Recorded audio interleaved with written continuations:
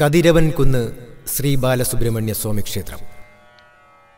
കൊല്ലം ജില്ലയിൽ കൊട്ടാരക്കര പുത്തൂർ വെണ്ടാറിലാണ് കതിരവൻകുന്ന് ശ്രീ ബാലസുബ്രഹ്മണ്യ സ്വാമി ക്ഷേത്രം സ്ഥിതി ചെയ്യുന്നത്.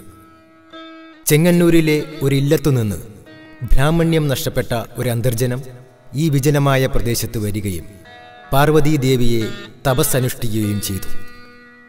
തപസ്സിൽ സന്തുഷ്ടയായ പാർവതീദേവി പ്രത്യക്ഷപ്പെടുകയും അന്തർജനത്തെ അനുഗ്രഹിക്കുകയും ശ്രീ ബാലസുബ്രഹ്മണ്യനെ പ്രതിഷ്ഠിച്ച് പൂജ ചെയ്യുവാൻ കൽപ്പിക്കുകയും ചെയ്തു. അഭീഷ്ടസിദ്ധിയിൽ സന്തുഷ്ടയായ അന്തർജനം ശ്രീമുരുകനോടൊപ്പം പാർവതീദേവിയെയും ഗണപതിയെയും പ്രതിഷ്ഠിച്ച് ആരാധിച്ചു വന്നു. കാലാന്തരത്തിൽ അന്തർജനം അന്തരിച്ചപ്പോൾ ക്ഷേത്രം ഇടിഞ്ഞു പൊളിഞ്ഞ് നശിച്ചു പോകുകയും ചെയ്തു.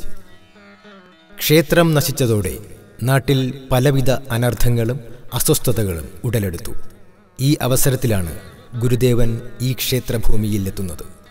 ഗുരുദേവന്റെ പാദസ്പർശത്താൽ ശാപമോക്ഷം ലഭിച്ച ഭൂമിയിൽ അദ്ദേഹം ധ്യാനനിരതനായി ഒരാഴ്ചക്കാലം ചിലവഴിച്ചു. തന്നെ കാണാനെത്തിയ ഭക്തജനങ്ങളോട് ഇതൊരു പുണ്യക്ഷേത്രത്തിന് പറ്റിയ സ്ഥലമാണെന്നും ഇത് നിങ്ങൾക്കൊരു ആരാധനാലയമാകട്ടെ എന്നും അരുളി ചെയ്തു. പിന്നീട് ഗുരുദേവൻ തന്നെ ക്ഷേത്രത്തിന് തറക്കല്ലിടുകയും കതിരവൻകുന്ന് എന്ന് നാമകരണം നടത്തുകയും ചെയ്തു. വർഷങ്ങൾ പിന്നെയും കടന്നുപോയി. കതിരവൻകുന്ന് വീണ്ടും അനാഥമായി. രോഗപീഠകളും അസ്വസ്ഥതകളും പിന്നെയും കതിരവൻകുന്നിനെ കാർന്നുതിന്നു. ഇതിൽ നിന്ന് പൊറുതിമുട്ടിയ ജനങ്ങൾ ക്ഷേത്രത്തിൻ്റെ പുനരുദ്ധാരണ പ്രവർത്തനങ്ങൾ ഏറ്റെടുത്തു. കൊല്ലവർഷം 1149 മിഥുനം 5-ാം തീയതി മങ്ങാട് ഗോവിന്ദൻ തന്ത്രികളുടെ മുഖ്യ കാർമ്മികത്വത്തിൽ പ്രതിഷ്ഠാകർമ്മം നടന്നു. മുഖ്യ പ്രതിഷ്ഠ ബാലസുബ്രഹ്മണ്യൻ്റേതാണ്.